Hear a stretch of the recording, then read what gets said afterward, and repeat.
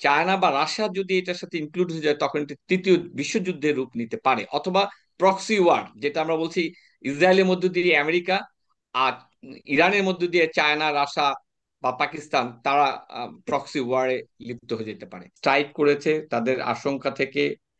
Israel মনে করে যে পারমাণবিক ক্ষেত্রে যে কথা ছিল, আহ, কথা চলছিল ইউএস এর সাথে, আমেরিকার সাথে, সেইখানে 60 দিন অতিবাহিত হওয়ার পরে হুম। সম্ভবত আমেরিকার প্ররোচনায় আমি বলবো, বা আমেরিকা মানে এটার ব্যাপারে অবহিত, সেরকম একটা জায়গা থেকে ইরানকে বাধ্য করার জন্য পারমাণবিক সমঝোতায় হুম।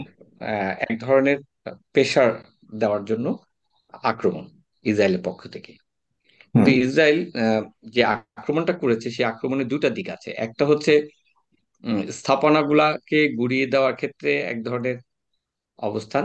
আরেকটা হচ্ছে তাদের রিসোর্স পার্সন এবং সামরিক আহ, আহ, যে কর্তা আছেন, সামরিক যে নেতৃত্ব আছে, সেটাকে তারা হত্যা করছে, নিঃশেষ করার চেষ্টা করছেন। আরেকদিকে পারমাণবিক টেকনোলজি যারা সায়েন্টিস্ট কাজ করছেন, তাদেরকেও নিঃশেষ করে দেওয়ার চেষ্টা করছে। এই দুটার মধ্য দিয়ে তারা হুম। চেষ্টা করছিল যে ইরানকে আহ, এক ধরনের থ্রেট, এক ধরনের প্রেসারে ফেলে তারা একটা সমঝোতে আসতে, বা তাদের মতো করে কাঙ্ক্ষিত লক্ষ্যে অর্জন করার চেষ্টা করছিল।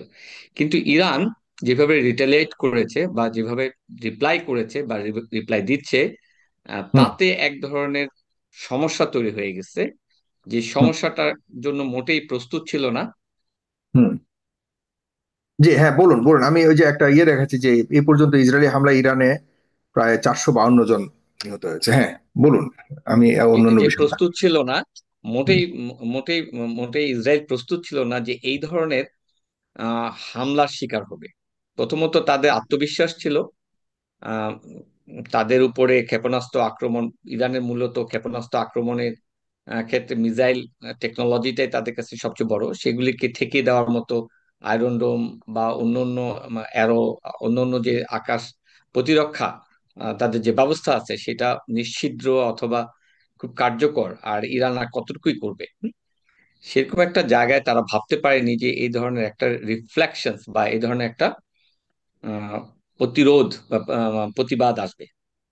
এখন যে পর্যায়ে চলে গেছে, এটা এখন বহুমাত্রিক সমস্যা তৈরি করছে। আমার কাছে মনে হচ্ছে হুম। যে প্রথমত ইসরায়েল যে পজিশনসে আছে এখন, তাতে আমেরিকার সাহায্য ছাড়া ইরানকে উম, আর ট্যাকেল করা মুশকিল হবে। ইরানে ট্যাকেল করা মুশকিল হবে।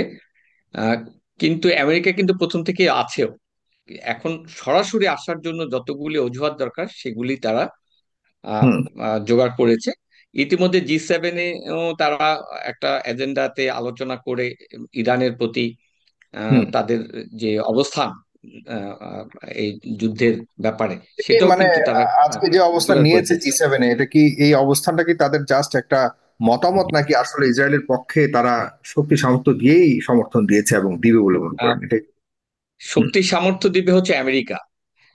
এখানে ইউরোপিয়ান কমিউনিটি কতটুকু দিবে, সেটা হয়তো প্রশ্ন সাপেক্ষ। তারা হয়তো নৈতিক সাপোর্ট দিবে বা অন্যান্য সাপোর্ট দিবে, কিন্তু আমেরিকা তা দিতে হবে, কারণ আমেরিকার পুরো ইন্টারেস্ট আছে মিডল ইস্টে। সেই ইন্টারেস্টের অন্যতম ক্যাটালিস্ট, অন্যতম আহ, মানে বার্গেনিং পাওয়ার হচ্ছে ইসরায়েলকে ওখানে তারা মদদ দিয়ে রাখা। ইসরায়েলের অস্তিত্বের সাথে আমেরিকার মিডল ইস্টের ভাগ্য ওতপ্রোতভাবে জড়িত। কিন্তু জি। সবচেয়ে বড় জিনিস হচ্ছে ইরান কিন্তু একটা সিম্পল শক্তি না। মিডল ইস্টে ইরানের অবস্থানের কারণে যে ভারসাম্য, মিডল ইস্টে মুসলিম কান্ট্রিগুলিতে ক্ষমতার যে ভারসাম্য, সেটা কিন্তু আহ, নানাভাবে মানে রক্ষিত হতো। হ্যাঁ, এখন ইরানের এই ধরনের একটা পরিস্থিতিতে পড়ার কারণে সেই জিনিসটা কিন্তু হুমকির মুখে পড়ে যাচ্ছে।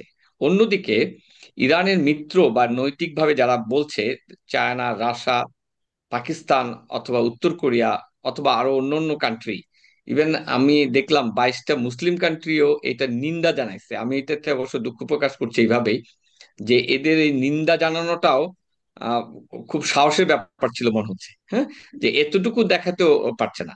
কিন্তু উচিত ছিল, ইসরায়েল সত্যিকার অর্থেই তো একটা অনৈতিক আক্রমণ করেছে। হুম, অনৈতিক হুম। আক্রমণ করেছে, এখানে তো আগ্রাসী ভূমিকা ছিল ইসরায়েল।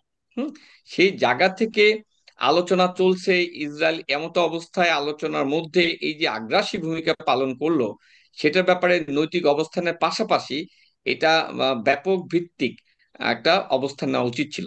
কিন্তু আমরা রাশিয়া, চায়না অথবা পাকিস্তান অথবা উত্তর কোরিয়াকে যে অবস্থানটা নিতে দেখেছি, সেটাও কার্যকর ভাবে, যুদ্ধে তো আর ওই নৈতিক অবস্থান দিয়ে হবে না, তাকে উইপন্স সাপোর্ট দেওয়ার ক্ষেত্রে কতটুকু দিবে সেটা নিয়ে একটা প্রশ্ন আছে। ইরানের যেটা দুর্বলতা, ইরানের যেটা দুটা দুর্বলতা, এক, তাদের আকাশ প্রতিরক্ষা অথবা আকাশে আক্রমণ করার ক্ষেত্রে তারা অনেক পিছিয়ে, কিন্তু গ্রাউন্ড টু গ্রাউন্ড বা মিসাইল সক্ষমতা তাদের অনেক বেশি। সমস্যা হচ্ছে যে ইসরায়েলের বাউন্ডারিটা যদি ইরানের পাশে হতো, তাহলে কিন্তু যুদ্ধে অবিসম্ভাবীভাবে ইরানের জয় হওয়ার ক্ষেত্রে খুব ভালো হতো। কিন্তু তাদেরকে পার হয়ে যেতে হয় জর্ডান, প্রায় 1000 কিলোমিটার বা 1400 কিলোমিটার বর্ডার হুম। ক্রস করে। এই যেতে যে ওদের যে মিসাইল টেকনোলজি, ইতিমধ্যে 400 মতো মিসাইল, তারা হাইপারসোনিক মিসাইল করেছে, তাদের ধরেন 3000 স্টকে আছে। তারা কতদিন এইভাবে চালাবে? আর অন্যান্য ক্রুজ যে মিসাইল বা সেগুলি তারা করে হচ্ছে এঙ্গেজমেন্টের জন্য, সেগুলি দিয়ে তো আর আক্রমণ করা যাচ্ছে না। সেই তবে আমি কারণে যতটুকু শুনেছি আমাদের একটা তাদের প্রায় 10,000-এর মতো মিসাইল আছে, যতটুকু শুনেছি। এটা আছে, আমি 10,000 আছে, কিন্তু আপনার হাইপারসোনিক অথবা আজকে শুনতেছি হ্যাঁ, তারা শাহেদ ড্রোন যেটা, হ্যাঁ, মিসাইল, সেটা ওটা তারা ব্যবহার সুইসাইডাল, করবে। সুইসাইডাল ড্রোন, হ্যাঁ, ওইটা আরো ভয়ঙ্কর, হ্যাঁ। সুইসাইডাল ড্রোন, ওটা আরো ভয়ঙ্কর। কিন্তু এই ভয়ঙ্কর দিয়ে আপনার আক্রমণে আমরা মনে করি 10% to 20% গ্রাউন্ডেড হয়, ওখানে আক্রমণ করে। কিন্তু এটা যদি ল্যান্ডে হতো, ল্যান্ড কানেক্টিভিটি হতো, তাহলে ইসরায়েলের পক্ষে খুব সুবিধা হতো। সেই হুম। জায়গা থেকে আমি মনে করি যুদ্ধটা দীর্ঘায়িত হবে একদিকে। আজকে কিন্তু ক্যান্সার বলেছে। হুম?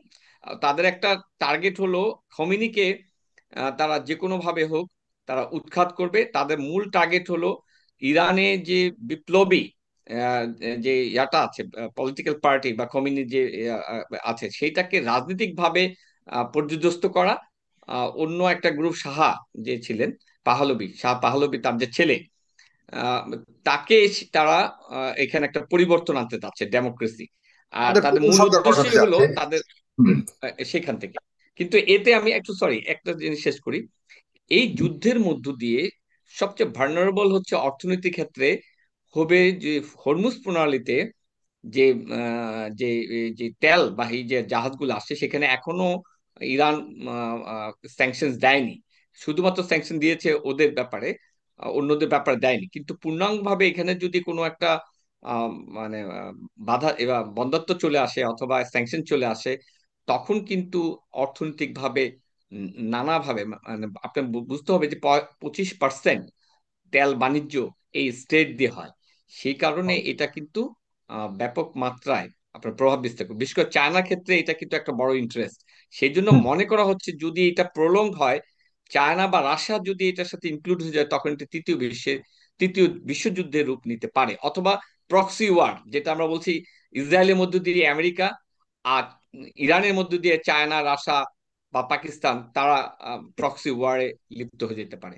তা কোনোভাবে আসলে ইরানি জনগণের জন্য যেমন ভালো না, আর ইসরায়েলি জনগণ তো এতদিন গাজাকে যখন ডিমোলিশ করেছে তখন তারা বুঝতে পারেনি, এখন তারা বুঝতেছে। অফকোর্স সেইখানেরও জনগণের জন্য সেটি ভালো না, সাধারণ জনগণের জন্য। জি, তবে তাদের দরকার ছিল যে গাজার মানুষ কতটা কষ্ট পাচ্ছে এই ধরনের একটা অনুভূতি তাদেরও দরকার ছিল আপনার সাফার সাথে করা। একমত।